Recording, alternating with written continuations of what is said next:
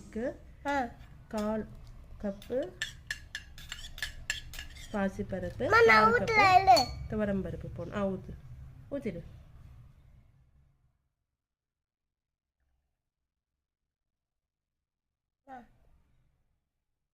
இப்போ பருப்பு நல்லா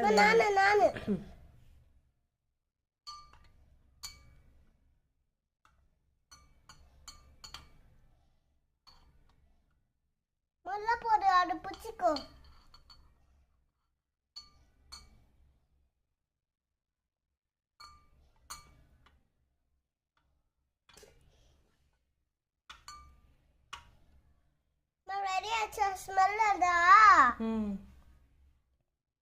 பருப்புக்கு தேவையான அளவு தண்ணி ஊற்றி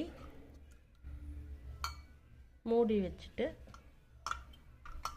அது வெந்ததும் அரிசி போட்டு இறக்க வேண்டியதுதான்.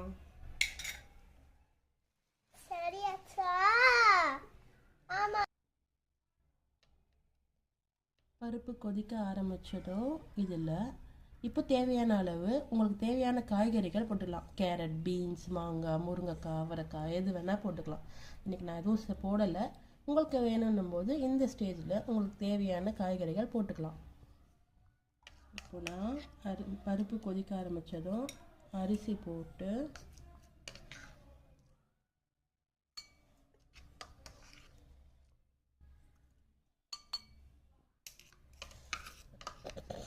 நீ போடுறியா? போடு. மணி போடு. அந்த காக்கு தண்ணி இங்க தண்ணி